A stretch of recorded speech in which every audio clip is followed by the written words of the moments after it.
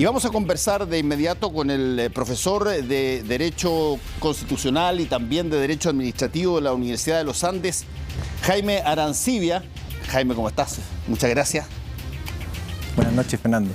Primero que nada, ¿sabéis qué? Quiero mostrar esto que tú dijiste antes de esto, porque encuentro muy interesante. Esta es la Constitución Política de la República de Chile, una edición histórica, donde, leo, se muestra el origen y trazabilidad de sus normas desde 1812 hasta ahora. Y para que uno vea que hay mucha más continuidad y hay cambios, por cierto, y están con distintos colores los años en que corresponden las distintas constituciones. Y eso quiero partir preguntándote, ¿qué tanto de una constitución más o menos alrededor del mundo, en términos de derecho constitucional, es razonable que, estoy hablando de países que ya están hechos y derechos, no países que empiezan a hacerse, porque ahí se hace todo, pero de países que ya tienen una trayectoria, ¿qué tanto cuando se hacen cambios en las constituciones, qué tanto queda de lo histórico y qué tanto se introducen variables nuevas? Podríamos decir que en los países desarrollados o más estables hay una estructura fundamental de régimen político que prácticamente permanece inalterada a lo largo de los años, con muy pocas variaciones. Y quizá el mejor modo de entender una constitución es que normalmente las reformas se van haciendo capa por capa, como si se tratara de edafología, o sea, como capas de un suelo, que de a poco va incluyendo distintas modificaciones. A mí quizá el mejor modo de explicarlo es un contrato. Porque en el fondo cuando uno celebra un contrato a veces tiene malas experiencias y fruto de esas malas experiencias, cuando toca modificar ese contrato, lo más probable es que tú vayas a incorporar en ese contrato cláusulas que digan relación con aquellas malas experiencias para efectos de evitarlas. Y normalmente las constituciones cuando se modifican es porque la idea es que se respeta aquello que ha funcionado bien y se procura cambiar aquello que ha sido fruto de malas experiencias. Ok, eso creo que es bien interesante como lo estás planteando, pero agreguémosle condimentos a la cazuela. De pronto pasa el tiempo y hay fenómenos nuevos que hay que darles una fisonomía constitucional. Sí. Por ejemplo, todo lo que tiene que ver, te pongo un ejemplo, con los derechos de información o los derechos a la privacidad. Una cosa es cuando básicamente toda la gente se saludaba y se conocía de cara, a otra que es cuando tú puedes transmitir un mensaje, noticias falsas o verdaderas a través de tecnología. Y eso no está incorporado como parte de ningún tipo de lógica hasta que, bueno, se incorpora. Sí, no existen derechos del hombre nuevos. ¿Cómo decirlo así? ¿Te van a retar por haber dicho No, derechos de hombre? la verdad es que los derechos del hombre, los derechos esenciales al hombre, no hay nada nuevo bajo el sol. Lo que sí hay es que muchas veces esos derechos fundamentales del hombre, si hablamos de derechos constitucionales, requieren precisiones a la luz de nuevos desafíos o de nuevas circunstancias. Y esas precisiones pueden ir por dos vías. Una es precisamente reformar la Constitución para ir reconociendo con mayor precisión los derechos que ya existen de cara a los desafíos de tecnología, de conectividad, de lo que quieras a futuro. O muchas veces esos derechos permanecen inalterados en el texto constitucional y son reconocidos más bien por la vía de sentencias judiciales que, aplicando esa idea de derecho formulado en términos generales en la Constitución, reconocen y van adaptando las normas jurídicas de acuerdo a esos desafíos. Pero la verdad es que desde que el hombre es hombre, sus derechos fundamentales siguen siendo los mismos. Es cosa de ver la poca evolución que ha tenido, por ejemplo, la Declaración Universal de Derechos del Hombre desde la Revolución Francesa, pasando por la Declaración de Derechos del Hombre de la Organización de Naciones Unidas o de la Organización de Estados Americanos. Piensa tú que de los 26 derechos reconocidos en nuestra Constitución actual, al menos 19 fueron reconocidos con esa redacción a partir de inicios del siglo XIX. Exacto. Entonces, por lo tanto, hay dos maneras de ir actualizando el contenido de los derechos constitucionales. Una es precisamente por la vía de ir precisando o que la jurisprudencia se haga cargo de ello. Pero, por ejemplo, tú has dicho ya muchas veces derechos del hombre, derechos del hombre. Sí. Por ejemplo, y esa es una de las cosas que va a cambiar. El hombre o es persona o va a ser hombre y mujer. Sí. que es una cosa que está pasando en otras partes también. El idioma anglosajón, el inglés, tiene la ventaja de que al utilizar, por ejemplo, el plural, el they, entran hombres y mujeres, no tiene que decirlo dos veces. Sí. Pero nosotros, por ejemplo, en ese tipo de cosas, que también es una señal, Sí. que también es algo que uno mira, Sí. lo tiene que colocar, y eso cuesta asimilarlo al principio. ¿Ah? Yo conozco muchas personas que son reacias a hacerlo porque sienten que de alguna manera están, no sé, están siendo personas que son más bien más conservadoras, están dándole una suerte de venia a un lenguaje que no es el lenguaje clásico histórico del país. Ujú. Bueno, yo creo que en todo fenómeno constitucional es tan malo el tradicionalismo, que no es lo mismo que el respeto a la tradición, que lleva al anquilosamiento y normalmente las constituciones pueden incurrir en caducidad o volverse textos caducos u obsoletos, como la disrupción revolucionaria o refundacional. Exacto. Y por lo tanto, si de lo que se trata es de ir acogiendo mayores precisiones conceptuales, como en este caso la posibilidad de incluir un concepto que comprenda tanto hombre como mujer bajo el concepto de persona, o incluir a hombres y mujeres, la verdad es que si eso obedece a una necesidad social, perfectamente es posible introducir en la Constitución. Ahora, cuando estamos hablando de una nueva Constitución, en el caso chileno, Sí. y que está premunida de una votación enorme en el plebiscito de entrada, Sí. Perfectamente varios constituyentes, y creo que eso se notó, sintieron que el mensaje era cambiar lo más posible y cambiaron, y de repente hicieron incluso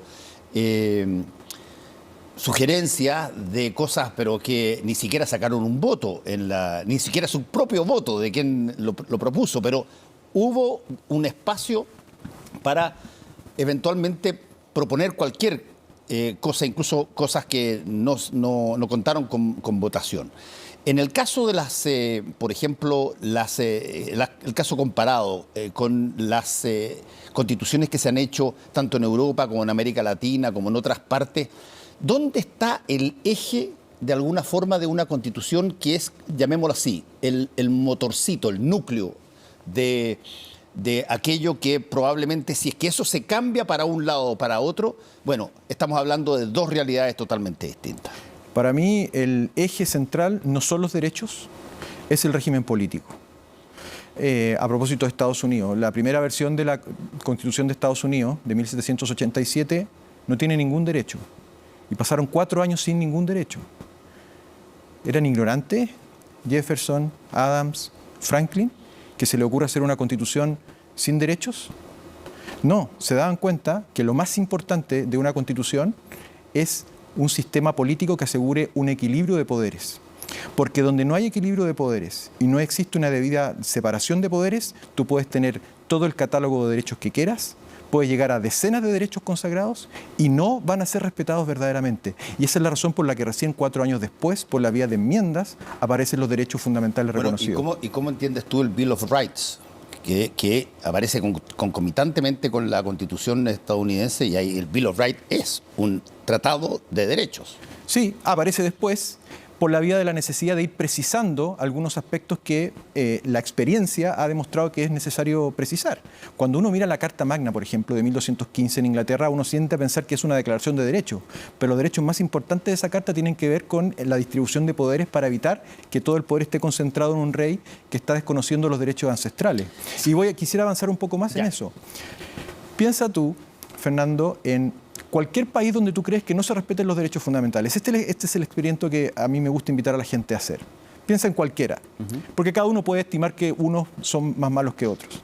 Y luego de hacer ese ejercicio, lo invito a que vaya a internet y busque la constitución de ese país. Y me diga cuántos derechos están reconocidos. Y probablemente en ese país que está pensando van a haber un conjunto de derechos bastante numeroso que está siendo reconocido en esa constitución que no valen nada. Y luego eso uno le lleva a preguntarse, ¿basta el reconocimiento de derechos en una constitución para que realmente uno esté tranquilo? La respuesta es no, porque la clave del respeto a esos derechos es un buen régimen político. Sí, yo estoy de acuerdo contigo, y siguiendo con la lógica estadounidense, por ejemplo, ahí el régimen político es un régimen federal. Sí. Y al ser Y federal... estadual. Y al ser... Federal y estadual. Federal y estadual. Y al ser federal y estadual, le traspasan a los estados una cantidad de potestades para que ellos hagan sus propias constituciones estatales, donde están inscritos los derechos de los... no lo hacen directamente en la constitución federal, llamemos, Sí. pero sí está en varios estados. Hay una serie de situaciones de derechos que están incorporados. Pero en el caso, ya que tú estás preguntando, las constituciones tienen siempre montones de cosas que parecen que fueran, llamémoslo así, de buena crianza, pero que nadie va a creer de que se van a hacer. Que todo chileno tiene derecho a un medio ambiente libre de contaminación. Eso dice la Constitución. Sí. Y todos sabemos que eso dice nomás la Constitución, pero no tienes derecho a un ambiente... las zonas de sacrificio te lo comprueban. Y hay un montón de cosas así. ¿Cómo se armoniza eso con lo que finalmente tiene que ser algo que la gente vea que efectivamente tiene poder? Bueno, volvemos al régimen político, porque un régimen político que no es capaz de asegurar los derechos que promete, en el fondo transforma esos derechos en meras declaraciones. Sí. Y eso es lo que produce mucha frustración. Y no pasa solamente en materia de libertades clásicas, sino que también incluso en materia de derechos sociales. Cuando se prometen derechos sociales que no es posible soportar fiscalmente o no es posible asegurar, se genera mucha frustración. Piensa tú en esa frase del poeta Lamartine, se podría decir en Francia, que decía, no hay nada más peligroso que insuflar en el pueblo la pasión por lo imposible. Porque resulta que cuando esas expectativas se frustran, la solución es peor. Y esa es la razón por la cual los textos constitucionales en principio tendrían que ser sobrios en cuanto a sus pretensiones, asegurando más bien una idea de constitución como límite al poder estatal. Porque un límite al poder estatal frente a posibles agravios en contra de las personas que sea posible asegurar a través de un buen sistema político. Eso es muy interesante porque hay muchas constituciones que tienen una relación bastante, yo te diría, cercana a las personas de esos países. No ocurre con constituciones en América Latina, no necesariamente las constituciones la gente las declama, digamos, ¿eh? Pero hay partes en que sí se toman esas cosas muy seriamente, entre otras cosas porque la gente le exige a la Constitución que se otorguen las cosas que ahí se están planteando. ¿Cómo es el proceso de que el pueblo, llamémoslo así, asuma una Constitución? Porque nosotros lo vamos a ver por una votación, pero la votación básicamente va a decir si es que las personas están de acuerdo o no con esto. Pero una vez que están de acuerdo, te pongo un ejemplo, cualquiera sea el resultado final, una vez que están de acuerdo, ¿cómo la encarnan? Sí. ¿Cómo se vive constitucionalmente algo que es bastante difícil incluso hasta de entender en su redacción? A ver, desde el comienzo del pensamiento occidental, la verdadera raigambre, y eso uno lo puede ver en algunos países, la raigambre de la Constitución en el pueblo se da por aquellas normas venerables que han logrado permanecer generaciones sin ser tocadas. Entonces, esto es lo que le dice Berg a los revolucionarios franceses. Nosotros en Inglaterra hacemos las revoluciones no para crear nuevos derechos o cambiar la Constitución, sino que para volver a recordar aquellos derechos que nos fueron asegurados por nuestros ancestros. Y cada vez que nos pretenden desconocer esos derechos, nosotros los queremos recuperar. Y por lo tanto, un primer requisito para que una Constitución tenga raigambre en el pueblo es que tiene que estar compuesta por normas que han logrado sobrevivir generaciones. Cuando una Constitución se modifica constantemente, no es posible que el pueblo realmente tenga una valoración de esas normas, porque en el fondo ya la norma anterior también fue modificada y el pueblo, de alguna manera, la ciudadanía, mejor dicho, empieza a perderle respeto a las normas. En Latinoamérica hay un estudio que dice que desde fines del siglo XIX hasta comienzos del siglo XXI se han hecho más de 180 constituciones y cambios constitucionales. El promedio es 10,7 por país. En Europa es 3 y 20 y tantas constituciones en el mismo periodo de tiempo. Entonces, cuando tú estás cambiando constantemente una constitución, es muy poco probable que el pueblo la pueda sentir arraigada. Nosotros tenemos algunas normas venerables, porque vienen del siglo XIX, que han sido capaces de regir a generaciones de chilenos, y son esas las más importantes, en torno a las cuales uno podría decir que el chileno siente una adhesión y que es probablemente aquella que parte del edificio que desea cuidar. Por lo tanto, y el segundo elemento para que exista realmente una raigambre constitucional es que se tiene que tratar de normas que gocen de un amplio consenso de la población. Eso de todas maneras. Y por lo tanto, ese amplio consenso no puede ser equivalente al quórum de aprobación de una ley. Normalmente en las constituciones exitosas, el quórum de aprobación tanto por el órgano constituyente y la ciudadanía es superior al 80%. Ahora, yo entiendo todo lo que tú estás diciendo, pero aquí metámonos en lo que son berenjenas ya. Por ejemplo, no cabe la menor duda que desde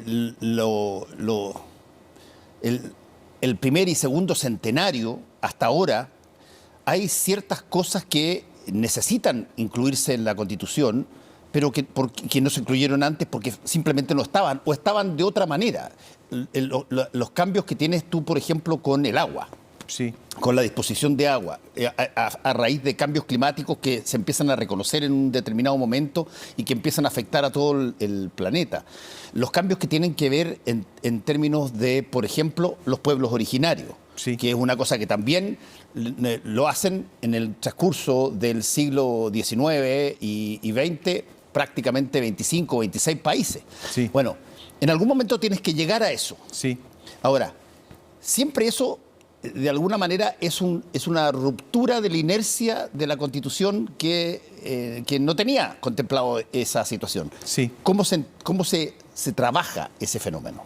Bueno, dado que la Constitución es un orden fundamental que se da a una ciudadanía y que de alguna manera existe como un límite para cualquier otro poder estatal que no sea la Constitución, se requiere un quórum supramayoritario y por lo tanto, si existe ese quórum supramayoritario y existe un amplio consenso, que es el que además han pedido casi todos los expresidentes, incluyendo el presidente Boric, el único modo de poder hacer esos cambios es logrando ese consenso. Y yo tiendo a pensar que los ejemplos que tú me pones, por ejemplo, el respeto al agua o el respeto o la necesidad de reconocer la cultura indígena, la lengua indígena, los pueblos originarios, el problema no está tanto en el reconocimiento actual en el borrador de Constitución, sino en el modo en cómo se quiere asumir ese tipo de necesidad, que es lo que yo creo que no necesariamente va a ser siempre el mejor modo de hacerlo, y eso es lo que puede generar también rechazo en la ciudadanía. No es la necesidad de protegerlo, sino que en el modo concreto como se está proponiendo esa protección.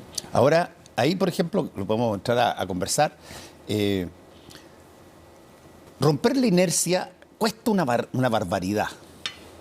Una Constitución, por definición, es un factor, un statu quo en el cual tú te adhieres, consultas, te rige. Sí. Y como tú muy bien decías, mientras más antigua y más llena de materias que han logrado pasar el test del tiempo, más inercia tiene, digamos. Y cuando tú vas a cambiar, porque hay cosas nuevas, hasta la cosa más trivial adquiere características tremendas. En términos de un cambio. Tú puedes, claro, yo me recuerdo de, qué sé yo, los últimos 4 presidentes de Chile, que en cada discurso que hablaban del reconocimiento de los pueblos originarios en la Constitución, y ahora recién se va a reconocer si que se aprueba la Constitución. Sí. Porque hay una cierta resistencia del establishment en general a estos fenómenos nuevos. Sí. Pasa que nuevamente la respuesta a esa interrogante es que si estamos de acuerdo con que estamos regidos por un régimen democrático representativo, por muy buena que sea la idea, si es que no tiene los votos suficientes de la ciudadanía Totalmente. o de los representantes del pueblo, y por lo tanto a lo mejor pasa que muchas veces la idea es buena, pero no ha logrado el consenso necesario para esa modificación.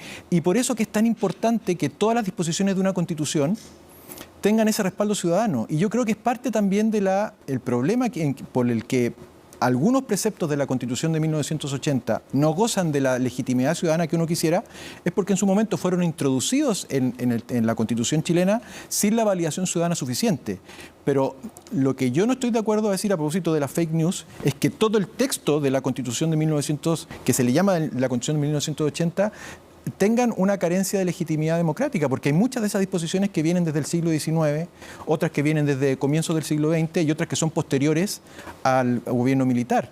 Entonces, efectivamente, esas son las que durante ese periodo a lo mejor tienen problemas de legitimidad, y yo pienso que el mejor modo de asegurar esa raigambre es con un amplio consenso ciudadano. O sea, no podemos abandonar. En todas las democracias por regla general son buenos sistemas, pero son sistemas muy febles, porque es muy fácil que ante la ineficacia de los representantes del pueblo, el pueblo quiera autocracia. Hay encuestas recientes en Europa que dicen que más de un 30% de la población, sobre todo jóvenes, prefieren un gobierno fuerte, autocrático, identificado con sus ideas, que un gobierno democrático. Y eso es una señal que uno le está diciendo que a lo mejor nuestra democracia requiere siempre perfeccionamiento. Pero lo que no puede ocurrir es que uno termine validando mecanismos antidemocráticos cuando se trata de mecanismos antidemocráticos que aseguran que se viva lo que uno cree. Porque la verdad es que eso significa el abandono de la democracia y puede ser muy riesgoso. Ahora, es bien interesante eso que tú planteas, porque hay también aquí distintas visiones. Mira tú, vuelvo al caso estadounidense. James Madison... Sí. Ya cuando ya estaba casi todo listo, lo voy a hacer más coloquial para que sea más entretenido, pero ya cuando estaba casi todo listo, para el dedito en la cuestión y dice, oye, le estamos dando a esta nueva figura del presidente una cantidad tan gigantesca de recursos. Es el generalísimo de las Fuerzas Armadas, haya o no haya guerra. No como nosotros, que es solamente en caso de que haya conflicto o haya que tomar conflicto. Allá es generalísimo. Le estamos dando una milicia al lado. ¿Qué pasa si se vuelve loco? Y empezaron a decir, oye, ¿y qué pasa si se trastorna y empieza a tirarse contra el pueblo? ¿Por qué no armamos al pueblo mejor? Mantengamos las armas. Y sale el derecho a portar armas, sí, que la segunda enmienda.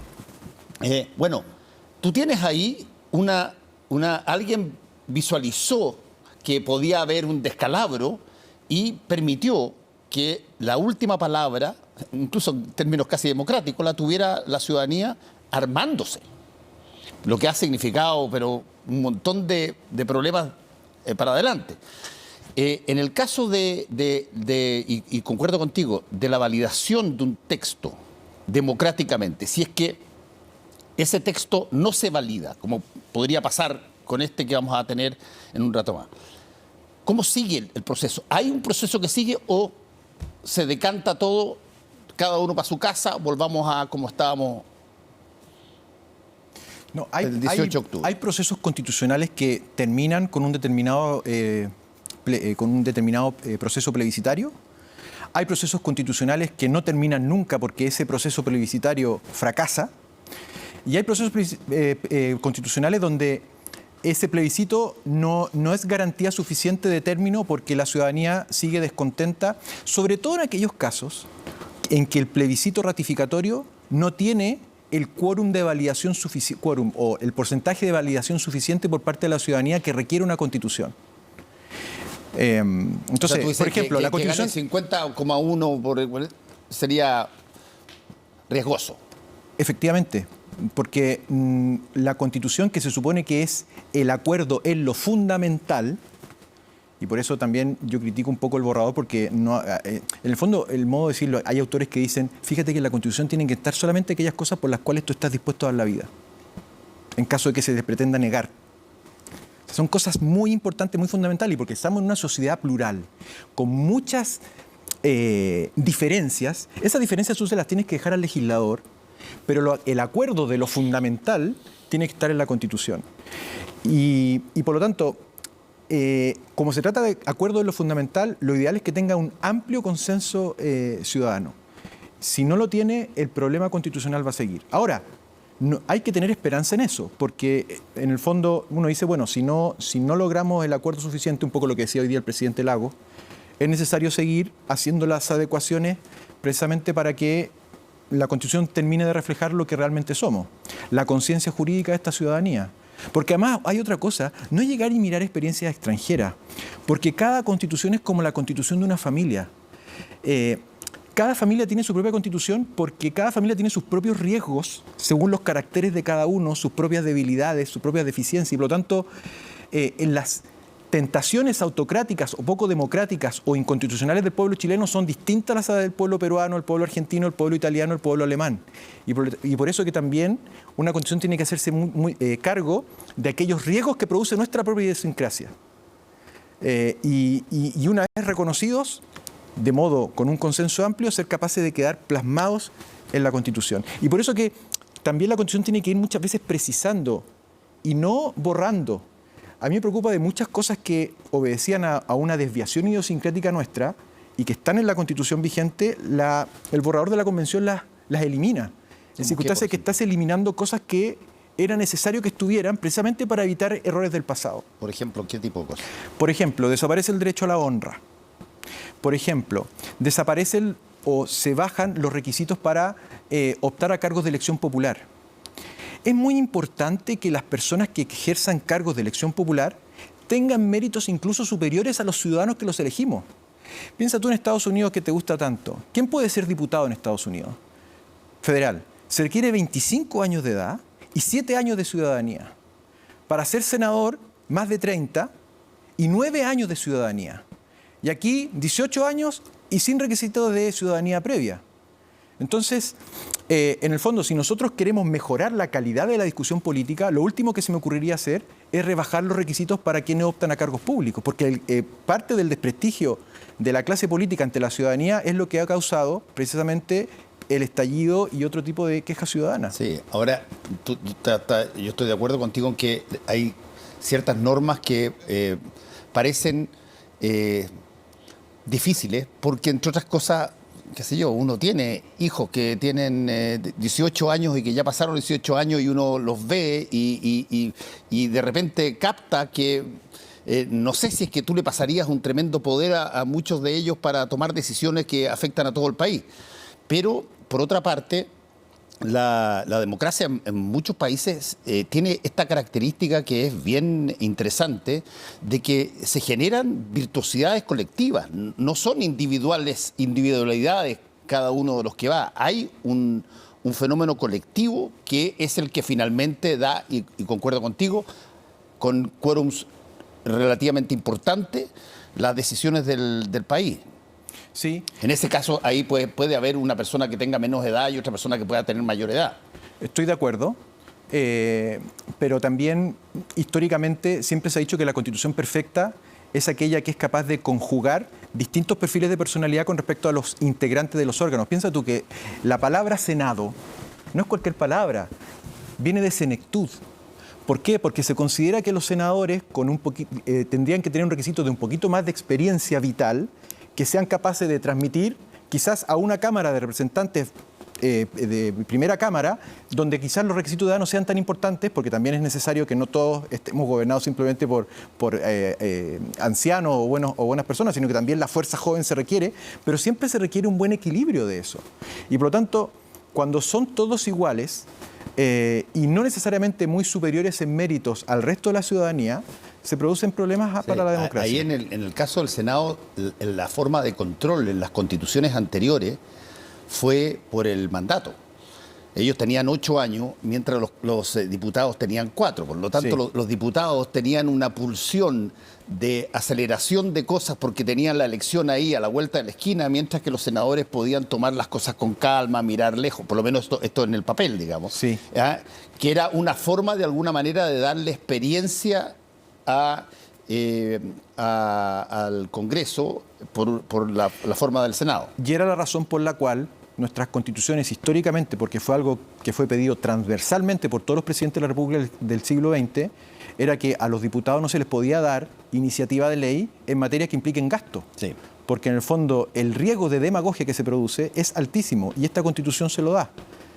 Es la misma razón por la que no es conveniente la reelección. Convengamos que ahí hay muchas constituciones que se lo dan a... Este borrador de constitución, quiero decir. Sí. Lo mismo que la reelección del presidente de la República. Yo creo que son modificaciones que pueden ser técnicamente discutibles, incluso valederas en otros países, pero yo creo que no van con nuestra idiosincrasia en cuanto a los riesgos que presenta nuestra democracia. Jaime, se nos acaba el tiempo. Te voy a dejar invitado para, una vez que pase el plebiscito, bueno, voy a conversar con varias personas que ya he tenido acá conversando antes, etcétera, para poder hacer un antes y un después en términos de la apreciación de lo que viene, de acuerdo a cuál sea el resultado que la ciudadanía decida en septiembre. ¿Te parece? Encantado, Fernando. Muchas gracias por la invitación. Bueno, muchas gracias.